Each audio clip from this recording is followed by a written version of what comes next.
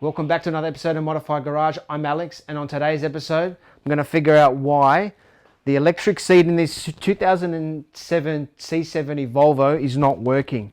It doesn't go backwards, doesn't go forward, doesn't go up, doesn't go down.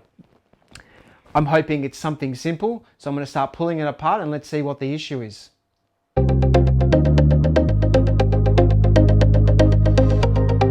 Okay, so look, electrics aren't my thing, and the common sense part of me tells me that if it was a problem, if it was an issue with one of the motors in the seats, then that would just affect the direction that way.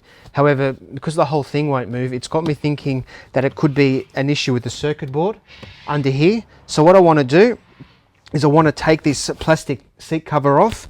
I think it's held together by one screw on this side, and it's just a clip on this side, and it just should lift straight off. And then once I get that out, I'll have a look at this circuit board here and see if that's the issue. But we'll test each part as we go to see if we can solve it a lot sooner.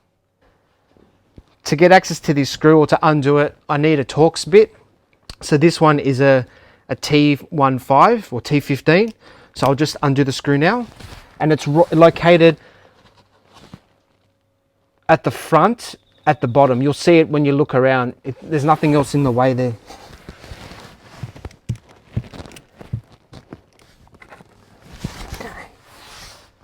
And that's the screw that's holding the front bit off.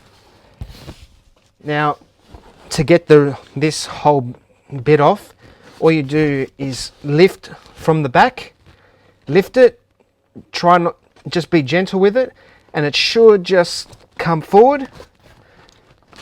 You might need to move things around a little bit, and it should come off as easy as that. So what I want to do is figure out what's actually going on in this module. So there's just 4 screws holding this circuit board in place, or this module in place. So I'll just undo those.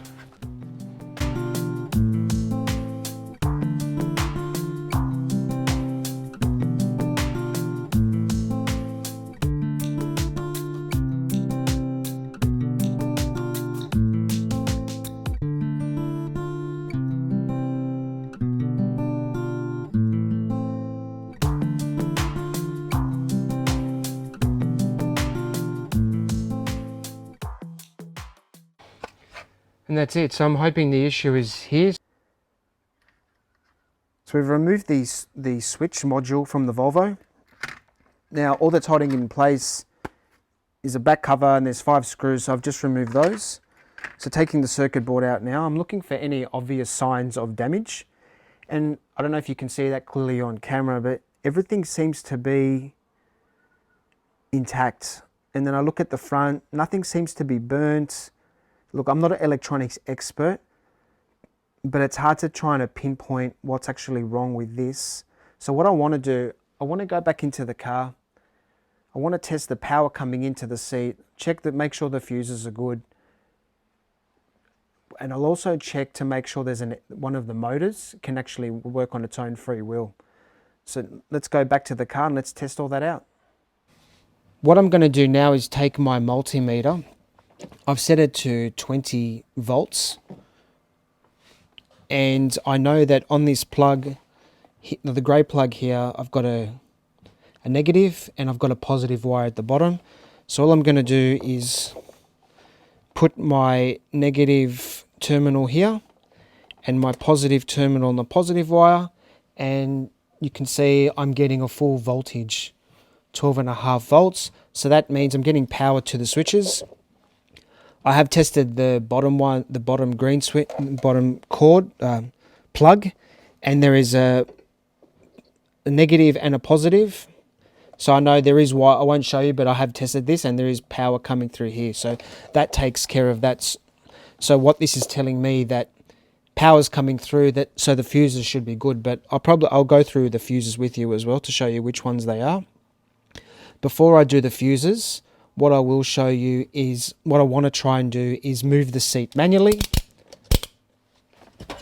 So I'm going to do is remove this plug, get some wires, and feed some power to this motor, and I want to see it move so we can rule that out. So it's time to pull this plug off the seat. So this will just clip off like that. I've made these 2 wires earlier, and it's just enough where it hooks on. So what I want to do is I'm going to put one on there so it just sits on nicely, and another one on like that. Keep them separate, of course.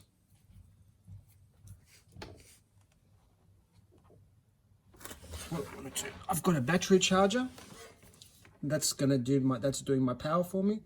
So I put my positive on there, and I hold it like that, and I've got my negative, and you can see the seat moving. So that rules out. So this rules out a motor being burnt. So that's good news. And then if I wanted to move the seat the other way, just to test it, I put my positive on the other wire, like that, and put it down like that. So I know everything's working, so I can rule that out. I said I was going to show you how to access the fuses in a Volvo. So it's under the glove box.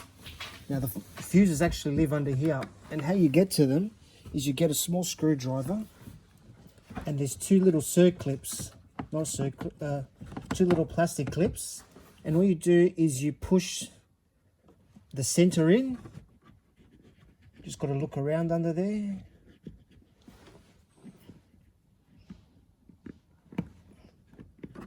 And then everything should drop out. So this is what I mean. So you can see that center. All you do, it sits like that, and you just get a screwdriver and push it straight in, and then it comes back out again. So I'll just put that to the side. We'll get a better camera angle, and I'll show you the fuse box. So I've removed the covering for the fuse box, and with the Volvo you just need to get these little clips under here and just turn them like that, and then the screw should pop out, and then you need to wiggle a little bit, and then it should come out. So what I want to do now is, got my little fuse puller, you can see it in the camera, I don't know, over here. So I'll get it in there, pull it down, and pull the fuse. And I'll show you the fuse. You can't see it on camera, but the fuse is intact, and I'll just put it back in. So if you're not getting any power, that's one of the first places I would actually go to. I've tested the fuses, they're good. I've tested the wire, the power coming through the wires, they're good. I've tested the motor of the seat, and that was still working. So my only conclusion is the switch is not working. So what I did I've actually bought a working second-hand switch. So I'm going to put that in now, and fingers crossed, this is actually going to work. I've got my new second-hand switch. I'm going to plug it in. Fingers crossed everything works. So the grey plug goes in the top, the green plug goes down the bottom. And hey presto, we have a working Volvo electric seat for a C70. I'm really happy how this one turned out. I probably will take the other one apart now that I know it's broken, and really try and test the circuit board and see exactly what's wrong with it. I'm happy with the way this has turned out. In the end, it ended up being a switch. But before I went and ordered a switch, brand new, they're around $490. I picked up a second-hand one for around $125. It had to be a process of elimination. Is there power coming through to the seat to make it operate? If there was no power here, I would have checked the fuses, and just for a simple check, just have a look at one of the motors to make sure they're still working. Now, I always thought they were working because there was no movement in any part of the seat. So that got me wondering there's got to be a bigger issue. You can do this at home. This is a relatively easy fix. You saw me using basic tools. Multimeters are not that expensive if you don't have one, and they do come in handy from time to time. If you liked the video, hit like, and if you want to see more content from Modify Garage, hit that subscribe button, and I'll see you on the next video.